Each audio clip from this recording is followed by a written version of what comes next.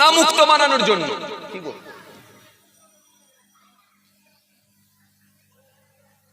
জলসা committee ও জলসার কমিটির উদ্দেশ্যে কোনো দোকানপাট জলসাতে বসতে দেওয়া হয়নি। তো ভালো কথা, তো বসতে দেওয়া হয়নি তো ভালো জিনিস, মাশাআল্লাহ।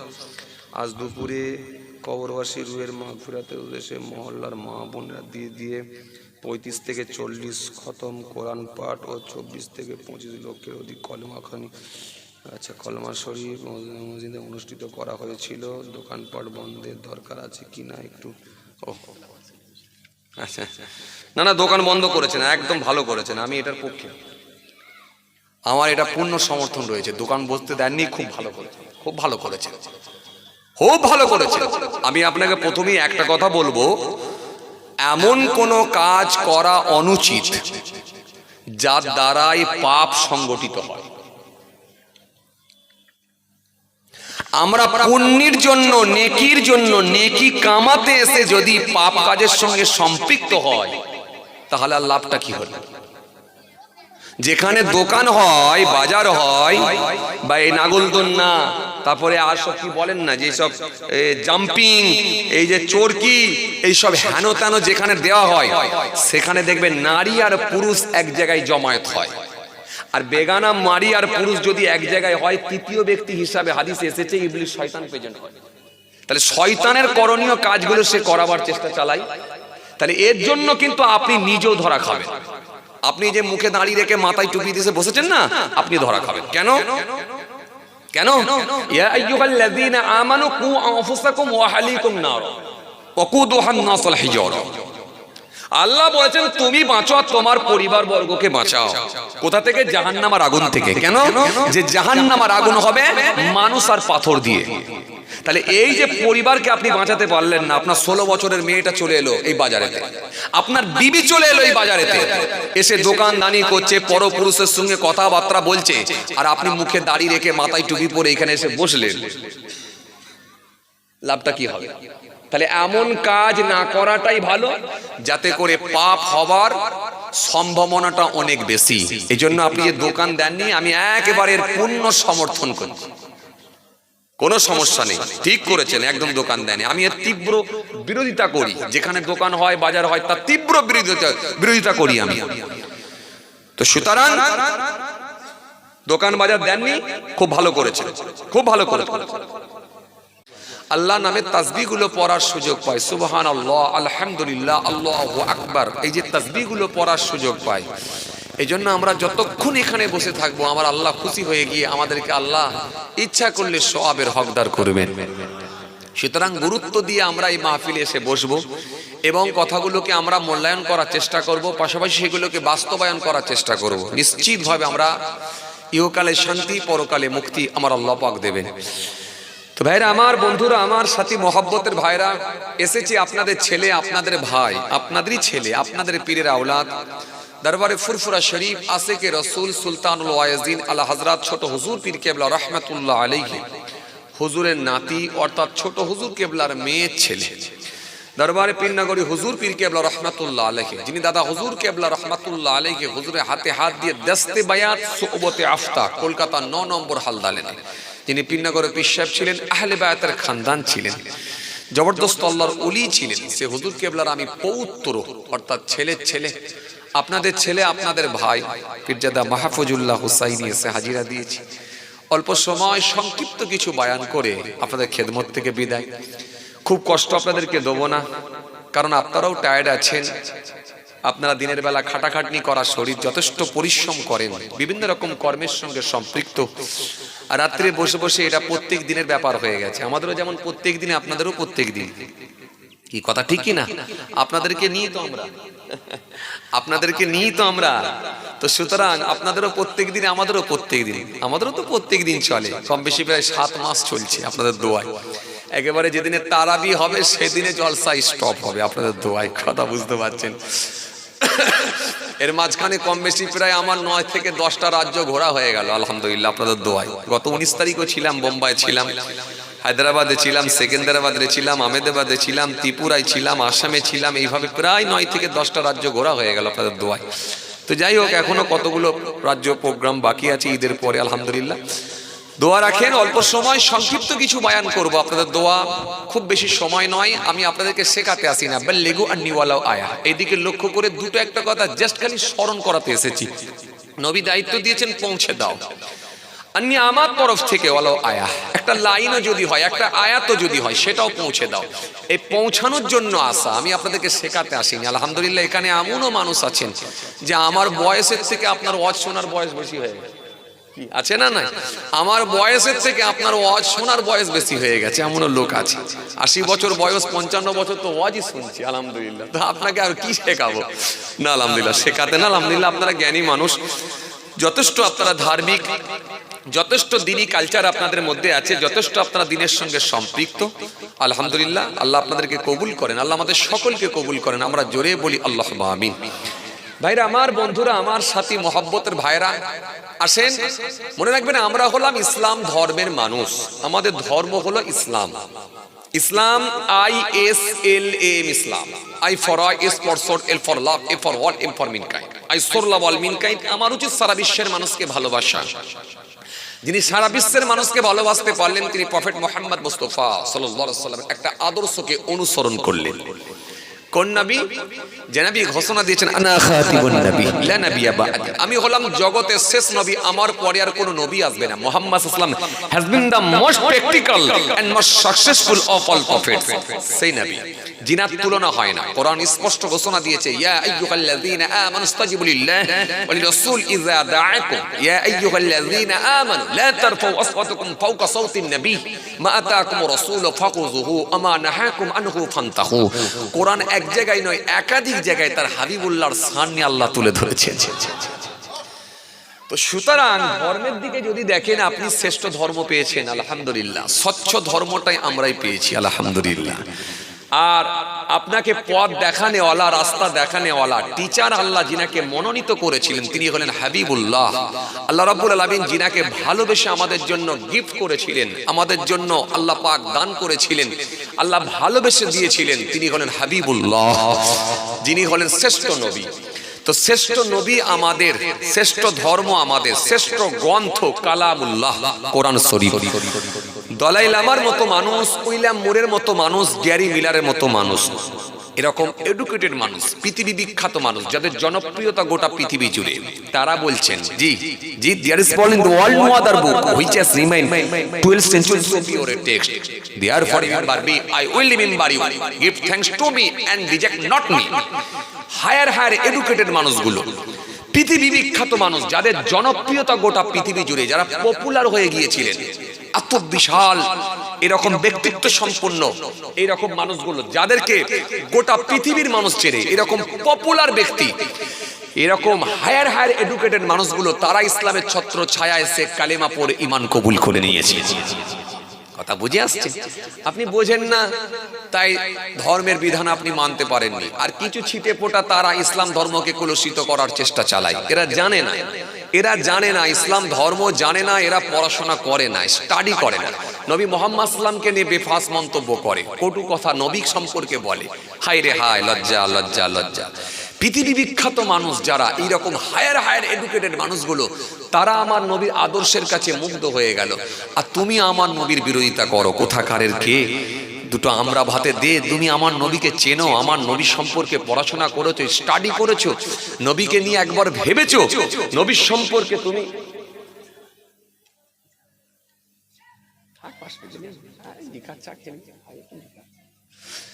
তো ভাইরা, আপনি কি আমার নবীর সম্পর্কে পড়েছেন? আমার নবীর সম্পর্কে স্টাডি করেছেন?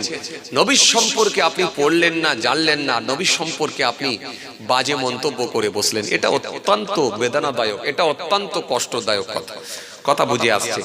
তো ভাইরা আমার, বন্ধুরা আমার, সাথী মহব্বতের ভাইরা, যে কথা বুঝাতে চাইছিলাম, তাহলে আমরা শ্রেষ্ঠ ধর্ম পেয়েছি, শ্রেষ্ঠ গ্রন্থ পেয়েছি, শ্রেষ্ঠ নবী পেয়েছি। কি কথা ঠিক কি না বলবেন?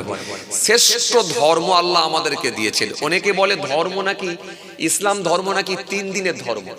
অনেকে বলে ইসলাম ধর্ম নাকি 3 দিনের ধর্ম, হযরত মুহাম্মদ সাল্লাল্লাহু আলাইহি ওয়াসাল্লাম থেকে নাকি ইসলাম ধর্ম এসেছে। আসলে ওরা জানে না, ওরা জানে না ইসলাম ধর্ম হলো প্রাচীন ধর্ম। ইসলাম ধর্মের আগে কোনো ধর্মই ছিল না, এটা মনে রাখবেন। কারণ যেদিনে বাবা আদম আসলাম এসেছিলেন, তিনি যে এসেছেন পৃথিবীর জমিনে, পৃথিবীর সর্বপ্রথম মানব, তিনিও কিন্তু ইসলাম ধর্মের অনুসারী ছিলেন। বাবা আদম আসলাম না আসা পর্যন্ত কোনো মানুষ আসতে পারেনি, তাহলে পৃথিবীর সর্বপ্রথম যে মানুষটা এসেছিলেন তিনিও ইসলাম ধর্মের অনুসারী ছিলেন। তো সুতরাং আপনি ইসলাম ধর্মকে 3 দিনের ধর্ম কোন যুক্তিতে বলেন? আমি আপনাকে প্রমাণ করব, সিরাতুল ইসলাম থেকে পাওয়া যায়, আপনি অবাক হয়ে যাবেন। আদম আসলাম আসার আরো 2000 বছর আগে, আদম আসলাম আসার আরো 2000 বছর আগে আল্লাহ রাব্বুল আলামিন ভালোবেসে মক্কা শরীফে, তা আল্লাহ ভালোবেসে ফারেস্তাদেরকে আল্লাহ নিযুক্ত করে ফারেস্তাদেরকে পাঠিয়ে আমার আল্লাহ পাক মক্কা শরীফে আল্লাহ পাক রব্বুল আলামিন খুশি হয়ে কাবা বাইতুল্লাহ তৈরি করার অনুমতি দিয়েছিলেন। এটা আদম আসলাম আসার আরো 2000 বছর আগে কাবা বাইতুল্লাহ নির্মাণ হয়েছিল। কাবা বাইতুল্লাহর বয়স 200 বছর 100 বছর নয়, এটা ভাববেন না। পরিস্থিতির পরিপ্রেক্ষিতে সেটা সংস্কার করা হয়েছে, আবার নতুন করে সেটা আবার বানানো হয়েছে, কিছু হয়েছে, যেমন ইব্রাহিম আসলাম তিনি সংস্কার করেছেন, এইভাবে কাজ হয়েছে। কিন্তু কাবা বাইতুল্লাহর বয়স আজকে নয়, এটা আপনি জেনে রাখবেন। হযরতে আদম আসলাম আসার আরো 2000 বছর আগে আল্লাহ পাক রব্বুল আলামিন ভালোবেসে কাবা বাইতুল্লাহ নির্মাণ করার অনুমতি দিয়েছিলেন ফারেস্তাদেরকে দিয়ে। ফারেস্তারা এসে কাবা বাইতুল্লাহ তৈরি করে দিয়ে গেলেন, আর আল্লাহ পাক খুশি হয়ে বলেন, ফারেস্তারা পৃথিবীর জমিনে আমার বান্দাদেরকে আমি আল্লাহ বানাবো, আমার বান্দারা আমার গোলামি করবে, এই কাবা বাইতুল্লাহ এসে তারা তোয়াফ করবে, আর এরই ওপরে আমি আল্লাহ আর একটা ঘর বানাতে চাই, যেটা হলো বাইতুল মামুর। এই বাইতুল মামুর একটা ঘর থাকবে, যে ঘরে আমার ফারেস্তারা তোয়াফ করবে। তাহলে ওপরেও ফারেস্তারা তোয়াফ চলছে, ঘুরছে, আর নিচেতেও বান্দারা গিয়ে ঘুরছে। তো বলেন তো আপনি কোন ধর্মকে নিয়ে আসবেন? পৃথিবীর জমিনে কম বেশি অনেক ধর্ম, হাজার হাজার ধর্ম এসেছে। তো আপনি বলেন তো ইসলাম ধর্মের আগে কোনো ধর্ম ছিল? আপনি বলছেন হযরত মুহাম্মদ সাল্লাল্লাহু আলাইহি ওয়াসাল্লাম থেকে ইসলাম ধর্ম এসেছে? না না, হযরত মুহাম্মদ সাল্লাল্লাহু আলাইহি ওয়াসাল্লাম থেকে ইসলাম ধর্ম ফাইনাল হয়ে গেছে, একেবারে চূড়ান্ত ফাইসাল্লা করে দিয়ে গেছেন হযরত মুহাম্মদ সাল্লাল্লাহু আলাইহি ওয়াসাল্লাম। তিনি কাটছাঁট করে দিয়ে প্লাস মাইনাস সংশোধন সংযোজন যা করার দরকার সব তিনি করে দিয়ে একেবারে ফাইনাল হয়ে গেছে ইসলাম ধর্ম। এরপরে আর কেউ কলম চালাতে পারবে না, কোরআন শরীফের মধ্যে একটা নোক্তাও কেউ বাদ দিতে পারবে না, আর একটাও সংযোজন করতে পারবে না, কেউ দিতেও পারবে না, কেউ বাদ দিতেও পারবে না, কেউ কলম চালাতে পারবে না। হযরত মুহাম্মদ সাল্লাল্লাহু আলাইহি ওয়াসাল্লাম থেকে চূড়ান্ত একেবারে ফাইসাল্লা হয়ে গেছে। হযরত মুহাম্মদ সাল্লাল্লাহু আলাইহি ওয়াসাল্লাম থেকে চূড়ান্ত আমার আল্লাহ হযরত মুহাম্মদ সাল্লাল্লাহু আলাইহি ওয়াসাল্লামকে দিয়ে তিনি চূড়ান্ত ফাইসাল্লা করে দিয়েছেন, একেবারে যা কিছু করার সব কমপ্লিট করে দিয়েছেন। এই পরিস্থিতির পরিপ্রেক্ষিতে কিছু সংশোধন সংযোজন হয়েছে, কিন্তু হযরত মুহাম্মদ সাল্লাল্লাহু আলাইহি ওয়াসাল্লাম যা দিয়ে গেছেন, নবী সাল্লাল্লাহু আলাইহি ওয়াসাল্লাম তিনি যা আমাদেরকে দিয়ে চলে গেছেন, এটা কিয়ামত পর্যন্ত রয়ে যাবে। এখানে আর কলম চালাবার মতো ক্ষমতা কারোর না। তো সুতরাং মনে রাখতে হবে যে ইসলাম ধর্ম হলো প্রাচীন ধর্ম, ইসলাম ধর্মই হলো শ্রেষ্ঠ ধর্ম। কোরআন স্পষ্ট ঘোষণা দিয়েছে 3 পারা 11 পৃষ্ঠা, ইন্নাদ দীনা ইনদাল্লাহিল ইসলাম। আল্লাহ বলেন আমার কাছে মনোনীত ধর্ম, শ্রেষ্ঠ ধর্ম, সেটাও হলো ইসলাম ধর্ম। ইসলাম ধর্ম এত স্বচ্ছ ধর্ম আর এত সুন্দর ধর্ম, যা আপনাকে অবাক করে দেবে, আপনাকে হতভম্ব করে দেবে। যদি আমার কথা বিশ্বাস না হয়, আপনি নিজে কম্পেয়ার করেন। আপনি নিজে যখন আপনি বিছানায় শয়ন করতে যাবেন, অর্থাৎ শুতে যাবেন, আপনি নিজেকে নিয়ে একটা ভাবান, নিজেকে বলুন, জিজ্ঞাসা করুন, কোশ্চেন করুন, আপনার বিবেককে বা মনকে আপনি কোশ্চেন করুন যে অন্য ধর্মের মানুষ যখন মারা যায়, মারা যাবার পর তার করণীয় কাজ কি কি থাকে বা করণীয় কাজগুলো কি কি, আর আমার ধর্মের যখন কোনো মানুষ মারা যায় তার করণীয় কাজগুলো কি কি বা তার সিস্টেম কি, পদ্ধতি কি, আপনি কম্পেয়ার করলে আপনার বিবেক আপনাকে বলবে তুমি শ্রেষ্ঠ ধর্ম পেয়েছো। অন্য ধর্মের যখন কোনো মানুষ বিয়ে শাদী হয় তার করণীয় কাজ কি কি বা সিস্টেম কি, পদ্ধতি কি, আর আমার ধর্মের যখন কোনো মানুষ মারা যায় তার করণীয় কাজ কি, সিস্টেম কি, পদ্ধতি কি, কম্পেয়ার করেন। অন্য ধর্মের যখন কোনো বাচ্চা জন্মগ্রহণ করে তার সিস্টেম কি, পদ্ধতি কি, করণীয় কাজ কি কি, আর আমার ধর্মে যখন কোনো বাচ্চা জন্মগ্রহণ করে তার সিস্টেম কি, পদ্ধতি কি, করণীয় কাজ কি কি, কম্পেয়ার করেন। কম্পেয়ার করে আলহামদুলিল্লাহ আপনার নিজের বিবেক আপনাকে বলবে, আপনার মন আপনাকে বলে দেবে, আপনার বিবেক আপনাকে জানাবে যে আলহামদুলিল্লাহ তুমি পেয়েছো শ্রেষ্ঠ ধর্ম। কথা বুঝে আসছে বাবাজি আমার ভাইরা? এই শ্রেষ্ঠ ধর্ম আমরাই পেয়েছি। প্রাচীন ধর্ম আমরা পেয়েছি, শ্রেষ্ঠ ধর্ম আমরা পেয়েছি, শ্রেষ্ঠ গ্রন্থ আমরা পেয়েছি, শ্রেষ্ঠ নবী আমরা পেয়েছি। সব আল্লাহ ভালোবেসে আমাদেরকে শ্রেষ্ঠ জিনিসগুলো দান করেছে। জি, অন্যান্য নবীরা পর্যন্ত বলেছিল আল্লাহ নবী হওয়ার দরকার নাই, শেষ নবীর উম্মত করেন, আল্লাহ কবুল করেননি, কিন্তু আমাদেরকে ভালোবেসে আল্লাহ শেষ নবীর উম্মত করে নিয়েছেন। কথা বুঝে আসছে বাবাজি আমার ভাইরা? আসুন, শ্রেষ্ঠ ধর্মের মানুষ যখন আপনি আমি হয়েছি, আমাদের কিছু করণীয় কাজ থাকবে। শুধু মুখে দাড়ি, শুধু মাথায় টুপি আর বুড়ো বয়সে 50 যেই টপকালো বা 50 যেই পার করলাম, মসজিদে টুকটুক করে ঢুকে গিয়ে নামাজ ধরে নিলাম, এই পর্যন্ত কিন্তু কমপ্লিট না। আপনাকে বুঝতে হবে, কোরআন শরীফের মধ্যে আল্লাহ রাব্বুল আলামিন বলেছেন ওয়া'বুদুল্লাহ ওয়া লা তুশরিকু বিহি শাইয়্যান ওয়া বিল ওয়ালিদাইনি ইহসান ওয়া বিযিল কুরবা ওয়াল ইয়াতামাল মাসাকিন ওয়াল জারিজিল কুরবা ওয়াল জারিল জুনুব ওয়াস সাহিবি বিল জানবি ওয়া ইবনিস সাবিল ওয়া মা মালাকাত আইমানুকুম ইন্নাল্লাহা লা ইউহিব্বু মান কানা মুখতালান ফাকুরা। কোরআন শরীফের মধ্যে আল্লাহ ডিটেইলস আলোচনা করেছে। শুধু যে আপনি মুখে দাড়ি আর মাথায় টুপি পর্যন্ত শেষ না, আপনাকে শিরিক মুক্ত জীবন তৈরি করতে হবে। আপনার মা বাপ থাকলে মা বাপের সঙ্গে ভালো আচরণ করতে হবে, ভালো ব্যবহার করতে হবে, আত্মীয়র সঙ্গে সুসম্পর্ক রাখতে হবে, এতে মিসকিনের সঙ্গে ভালো আচরণ করতে হবে, দাস দাসীদের সঙ্গে ভালো ব্যবহার করতে হবে, প্রতিবেশীর সঙ্গে হাসি মুখে কথা বলতে হবে, তাদের সঙ্গে ভালো ব্যবহার দেখাতে হবে। টোটালটা আপনাকে মানতে হবে।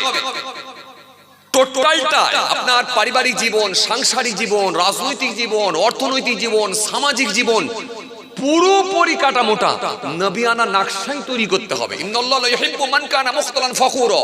নিশ্চয়ই আমি আল্লাহ ফাখার কারণে ওয়ালাদেরকে পছন্দ করি না, অহংকারী ব্যক্তিদেরকে পছন্দ করি না। সুতরাং আপনাকে অহংকার মুক্ত জীবন তৈরি করতে হবে, আপনাকে গীবত মুক্ত জীবন তৈরি করতে হবে, আপনাকে পরচর্চা মুক্ত জীবন তৈরি করতে হবে, আমানতের খেয়ানত থেকে বাঁচতে হবে, প্রতিহিংসা থেকে আপনাকে বাঁচতে হবে, চগলখড়ি থেকে বাঁচতে হবে, মিথ্যা থেকে বাঁচতে হবে। কোরআন এই কথাটাই বলেছে, তা'মুরুনা বিল মা'রুফ ওয়া তানহাউনা আনিল মুনকার। আল্লাহ স্পষ্ট ঘোষণা দিয়ে দিয়েছেন। তো সুতরাং আপনার জন্য দুটো লাইন দেখানো আছে, একটা পজিটিভ, একটা নেগেটিভ। পজিটিভ গুলো যেমন করবেন, অনুরূপ ভাবে নেগেটিভ গুলো আপনি ছেড়ে দেবেন, তবেই আপনি আল্লাহর কাছে প্রিয় বান্দা, স্বচ্ছ ব্যক্তি হিসেবে আল্লাহর দরবারে কবুল হবে। আর আল্লাহ পাক রব্বুল আলামিন স্বচ্ছ ব্যক্তিটাকে পছন্দ করেন, দাড়িওয়ালা টুপিওয়ালা শুধু না, বড় জুব্বাওয়ালা না। আল্লাহ রাব্বুল আলামিন পছন্দ করেন স্বচ্ছ ব্যক্তিকে, স্বচ্ছ ব্যক্তিকে, পরহেজগার লোকটাকে আল্লাহ রাব্বুল আলামিন পছন্দ করেন। হাদিসে এসেছে, হযরত আবু হুরায়রা রাদিয়াল্লাহু তাআলা আনহু থেকে বর্ণিত হাদিস, আবু হুরায়রা রাদিয়াল্লাহু তাআলা আনহু ক্বালা সুইলা রাসূলুল্লাহ সাল্লাল্লাহু আলাইহি ওয়াসাল্লাম আইয়ুন নাসি আকরামু ক্বালা আকরামুহুম ইনদাল্লাহি আতকাকুম।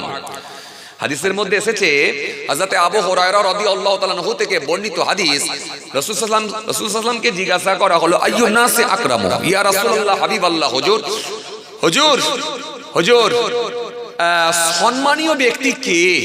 আল্লাহ নবী সাল্লাল্লাহু আলাইহি ওয়াসাল্লামকে জিজ্ঞাসা করা হচ্ছে, হুজুর সম্মানীয় ব্যক্তি কে, সম্মানীয় মানুষ কে? আমরা হলে কি বলতাম বলেন দেখিনি? কথা বলে না। আমরা কি বলতাম? যে টাকা পয়সা বেশি আছে সম্মানীয় লোক। কি বলতাম? যে রাজনীতির সঙ্গে যুক্ত আছে সম্মানীয় ব্যক্তি, এমএলএ, এমপি, চেয়ারম্যান, বিডিও, নিশ্চিতভাবে এরাই সম্মানীয় ব্যক্তি। একবার এলাকায় ঢুকলে একবার আলোড়ন তৈরি হয়ে যায়। কথা ঠিক কিনা? নীল লাল বাতি লাগানো গাড়ি চেপে যখন যাবে, সামনে ফোর্স, পিছনে ফোর্স, উড়ি সর্বনাশ, লোকে দেখতে দৌড়াচ্ছে, একেবারে মেলার মতো ভিড় হয়ে যায়। আমরা মনে করি এই লোকগুলি মনে হয় সম্মানীয় ব্যক্তি, তাই না? আমরা এগুলোই মনে করতাম। হে তরুণিয়া নওজওয়ান যুবকেরা, হে আমার মুরব্বিয়ানেরা, বাবা রাসূলকে দেখে আল্লাহ নবীকে জিজ্ঞাসা করা হলো, ইয়া রাসূলুল্লাহ ওয়া ইয়া হাবিবাল্লাহ, হুজুর ও আল্লাহ নবী, বিয়াদবি নেবেন না হুজুর, সম্মানীয় ব্যক্তি কে? আকরামুহুম ইনদাল্লাহি আতকাকুম।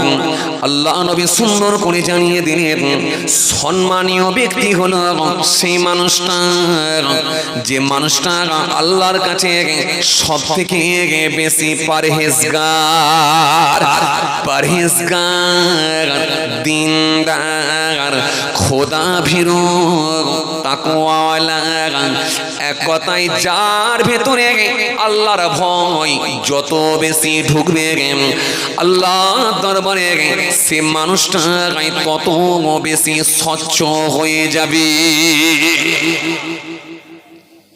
আপনি দাঁড়িয়ে রেখেছেন, যদি বিড়ির টান মারেন স্বচ্ছ হতে পারেননি। আপনি মাথায় টুপি দিয়েছেন কিন্তু বউকে বেপরদা করে ঘোরাচ্ছেন, এখনো স্বচ্ছ হতে পারেননি। আপনি জুম্মার দিনে 2 রাকাত দিয়ে নামাজ পড়ছেন কিন্তু বাড়িতে এখনো বন্ধন ঢুকিয়ে রেখে দিয়েছেন, এখনো আপনি স্বচ্ছ হতে পারেননি। সম্মানীয় ব্যক্তি আল্লাহর কাছে হতে পারেননি। আপনি বাড়িতে মহিলা সমিতি ঢুকিয়ে রেখেছেন, আবার সবে বরাতে রাতে মসজিদে গিয়ে ইবাদত করছেন, সম্মানীয় ব্যক্তি হতে পারেন না। ইবাদত করা এই জন্য, ইবাদত করার নির্দেশ এই জন্য যাতে করে বান্দা পাপ মুক্ত হবে, স্বচ্ছ হয়ে যাবে, পরেজগার হয়ে যাবে। এই পরেজগার বানানোর জন্য আল্লাহ ইবাদত করার নির্দেশ দিয়েছে। কথা কিছু বুঝতে পারছেন বাপ? আলোচনা বেশি করতে হবে না বাপ আমার, সব আপনাদের জানা। নামাজের ওয়াজ, রোজার ওয়াজ, হজ যাকাতের ওয়াজ, দাড়ি টুপির ওয়াজ, সেবার ওয়াজ, ভ্রাতৃত্বের ওয়াজ, আদর্শের ওয়াজ, মনুষ্যত্বের ওয়াজ, ইনসানিয়াতের ওয়াজ, ঐক্যের ওয়াজ, চরিত্রের ওয়াজ, কালচারের ওয়াজ, শিষ্টাচারের ওয়াজ, মা বাপের খেদমতের ওয়াজ, প্রতিবেশীর হকের ওয়াজ, আত্মীয়র সঙ্গে সুসম্পর্ক বজায় রাখার ওয়াজ, এতিম মিসকিনের সঙ্গে ভালো আচরণ করার ওয়াজ। আপনার চাইতিক জীবন, পারিবারিক জীবন, সাংসারিক জীবন, রাজনৈতিক জীবন, অর্থনৈতিক জীবন, সামাজিক জীবন, সব আজ আপনার জানা দরকার। যেখানে যেটা সেটা লাগানো দরকার, কথা ঠিক কিনা? এই মেনে নিতে পারলে তবে আপনি জ্ঞানাস। ইয়া আইয়ুহান নাসু উবুদু রাব্বাকুমুল্লাযী খালাকাকুম ওয়াল্লাযীনা মিন ক্বাবলিকুম লাআল্লাকুম তাত্তাকুন। ইয়া আইয়ুহান নাস, হে মনুষ্য জাতি, মানুষ সকল, উবুদু, ইবাদত করো, জিকির করো, উপাসনা করো, আরাধনা করো। কার? রব্বাকুম, তোমার রবের, তোমার আল্লাহর, তোমার মালিকের, তোমার স্রষ্টার। ইয়া আইয়ুহান নাস উবুদু রাব্বাকুমুল্লাযী, আল্লাযী, যিনি, খলাকাকুম, তোমাকে সৃষ্টি করেছেন, ওয়াল্লাযীনা মিন ক্বাবলিকুম, তোমার পূর্বের মানুষগুলোকে সৃষ্টি করেছিলেন। তোমার আগে যত মানুষ এসেছে সবাইকে তো আমি আল্লাহই বানিয়েছি। জোরে বলবেন না সুবহানাল্লাহ? তোমার আগে তোমার বাপ, তার আগে তোমার বাপ, তার আগে তার বাপ, তার আগে তার বাপ, তার আগে তার বাপ, সবাইকে তো আমি আল্লাহই বানিয়েছি। একটাই কারণ, লাআল্লাকুম তাত্তাকুন, যাতে করে তোমরা মুত্তাকি হতে পারো, পরেজগার হতে পারো, খোদাবিরু হতে পারো, ত্রুটি মুক্ত হতে পারো, ময়লা মুক্ত হতে পারো, মরিচা মুক্ত হতে পারো, পাপ মুক্ত হতে পারো, গুনাহ মুক্ত হতে পারো, স্বচ্ছ হয়ে যেতে পারো। এই স্বচ্ছ বানানোর জন্য আমি বলেছি আমার হুকুম মানো। তাহলে আপনি মুখে দাঁড়িয়ে রেখে যদি মিথ্যা কথার একবারে ভরি ভরি যদি মিথ্যা বলেন, বস্তা বস্তা যদি মিথ্যা বলেন, সারা দিনে ব্যবসা করছেন, মিথ্যার ওপরই চালিয়ে যাচ্ছেন, 100টা কথা বললে 99টা মিথ্যা বলছেন, অথচ মুখে দাঁড়িয়ে রেখে ঘুরছেন, এখনো দাঁড়িয়ে রেখে তাহলে লাভটা কি হলো? স্বচ্ছ তো হতে পারেননি আপনি, স্বচ্ছ তো হতে পারেননি। আপনি মাথায় টুপি দিয়ে বাড়িতে বন্ধন ঢুকিয়ে রেখে দিয়েছেন, সুদের সঙ্গে আপনি সম্পর্ক রেখেছেন, হারাম খাদ্য আপনি ভক্ষণ করছেন, হারামের সঙ্গে আপনি সম্পৃক্ত হয়েছেন, আপনার জবাব নাপাক হয়ে গেছে, আপনার ভিতরটা নাপাক হয়ে গেছে। এই হারাম খাদ্য খেয়ে, হারাম খাদ্য খেয়ে শরীরের গোস্তগুলোকে সব একেবারে নাপাক করে দিয়েছেন, আবার মুখে দাঁড়িয়ে রেখে সবে বরাতে গিয়ে ইবাদত করছেন। কেন? কেন? কথা বলে না কেন?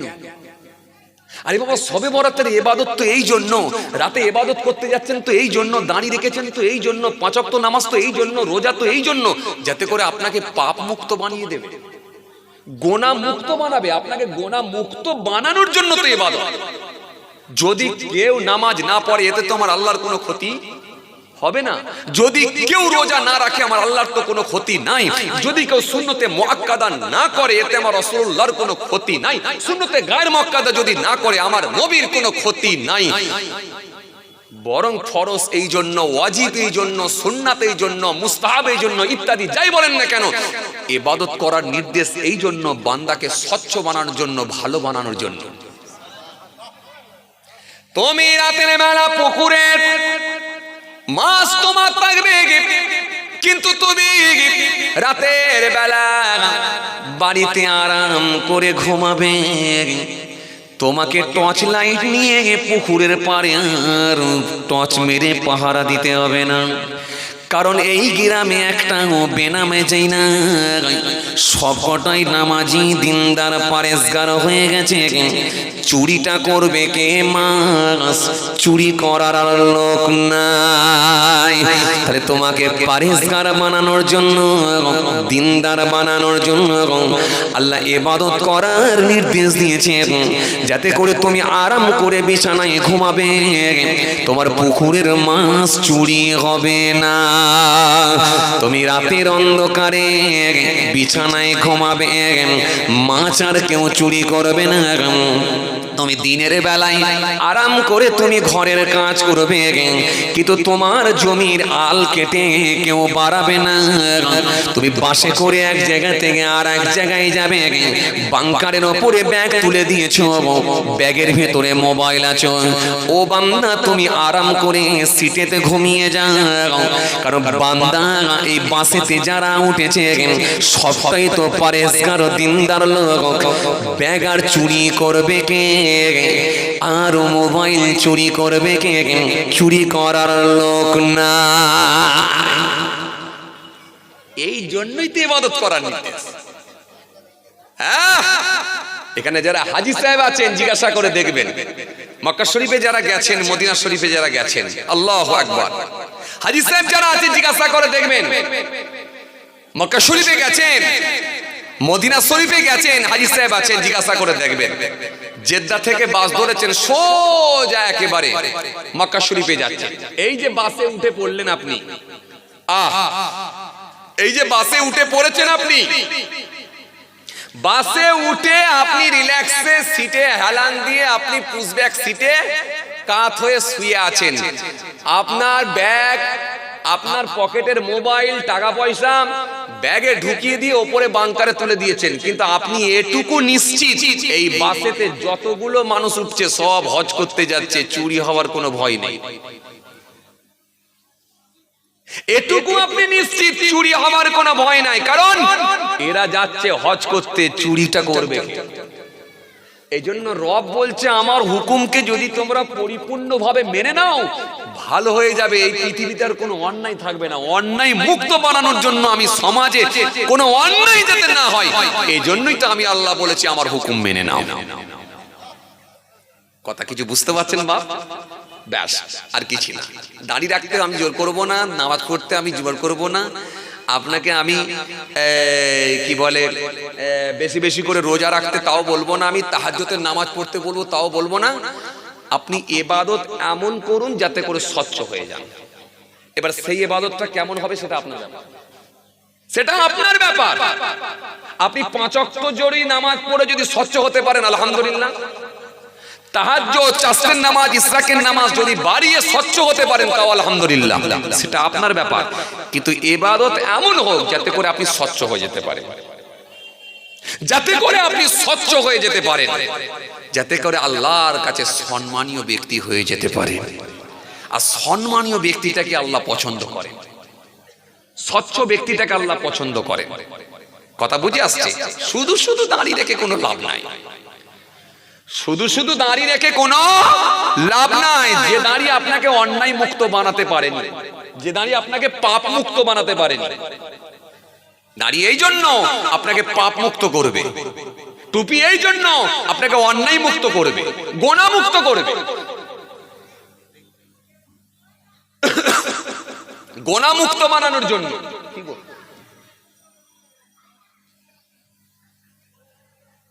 জলসা কমিটি ও জলসার কমিটির উদ্দেশ্যে কোনো দোকানপাট জলসাতে বসতে দেওয়া হয়নি। তো ভালো কথা, তো বসতে দেওয়া হয়নি তো ভালো জিনিস, মাশাআল্লাহ। আজ দুপুরে কবরবাসী রুহের মাগফিরাতের উদ্দেশ্যে মহল্লার মা বোনেরা দিয়ে 35 থেকে 40 খতম কোরআন পাঠ ও 24 থেকে 25 লক্ষের অধিক কলেমা খানি, আচ্ছা, কলমা শরীফ মসজিদে অনুষ্ঠিত করা হয়েছিল। দোকানপাট বন্ধের দরকার আছে কি না একটু? ও আচ্ছা, না না, দোকান বন্ধ করেছেন, একদম ভালো করেছেন, আমি এটার পক্ষে।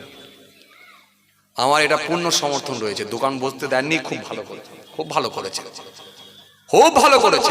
আমি আপনাকে প্রথমেই একটা কথা বলবো, এমন কোনো কাজ করা অনুচিত যার দ্বারাই পাপ সংগঠিত হয়। আমরা পুণ্যের জন্য, নেকির জন্য, নেকি কামাতে এসে যদি পাপ কাজের সঙ্গে সম্পৃক্ত হয়, তাহলে আর লাভটা কি হলো? যেখানে দোকান হয়, বাজার হয়, বা এই নাগলদোলনা, তারপরে আর সব কি বলেন না, যেসব জাম্পিং, এই যে চরকি, এইসব হেন তেন যেখানে দেওয়া হয়, সেখানে দেখবেন নারী আর পুরুষ এক জায়গায় জমায়েত হয়। আর বেগানা নারী আর পুরুষ যদি এক জায়গায় হয়, তৃতীয় ব্যক্তি হিসাবে হাদিসে এসেছে ইবলিস, শয়তান পেছনে হয়। তাহলে শয়তানের করণীয় কাজগুলো সে করাবার চেষ্টা চালায়। তাহলে এর জন্য কিন্তু আপনি নিজেও ধরা খাবেন। আপনি যে মুখে দাঁড়িয়ে রেখে মাথায় টুপি দিয়ে বসেছেন না, আপনি ধরা খাবেন। কেন? কেন? ইয়া আইয়ুহাল্লাযীনা আমানু কু আনফুসাকুম ওয়া আহলিকুম নার ওয়াকুদুহান নাস ওয়াল হিজারা। আল্লাহ বলেছেন তুমি বাঁচো আর তোমার পরিবার বর্গকে বাঁচাও। কোথা থেকে? জাহান্নামের আগুন থেকে। কেন? যে জাহান্নামের আগুন হবে মানুষ আর পাথর দিয়ে। তাহলে এই যে পরিবারকে আপনি বাঁচাতে পারলেন না, আপনার 16 বছরের মেয়েটা চলে এলো এই বাজারেতে, আপনার বিবি চলে এলো এই বাজারেতে, এসে দোকানদানি করছে, পরপুরুষের সঙ্গে কথাবার্তা বলছে, আর আপনি মুখে দাড়ি রেখে মাথায় টুপি পরে এখানে এসে বসলেন, লাভটা কি হবে? তাহলে এমন কাজ না করাটাই ভালো, যাতে করে পাপ হবার সম্ভাবনাটা অনেক বেশি। এই জন্য আপনি যে দোকান দেননি, আমি একেবারে এর পূর্ণ সমর্থন করি, কোনো সমস্যা নেই, ঠিক করেছেন, একদম দোকান দেননি। আমি এর তীব্র বিরোধিতা করি, যেখানে দোকান হয়, বাজার হয়, তার তীব্র বিরোধিতা করি আমি। তো সুতরাং দোকান বাজার দেননি, খুব ভালো করেছেন, খুব ভালো করেছেন। ভাইরা আমার, বন্ধুরা আমার, মহব্বতের ভাইরা, চলুন যে কথা আপনাদের বুঝাতে চাইছিলাম, খুব অল্প সময়, সংক্ষিপ্ত কিছু বয়ান। তাহলে আপনাকে আমি কি বুঝাতে চাইছিলাম? আল্লাহ রাব্বুল আলামিন দেখতে চান যে বান্দা ইবাদত করে কতটা স্বচ্ছ হতে পেরেছে, আর স্বচ্ছ ব্যক্তিটাকে আল্লাহ পছন্দ করেন।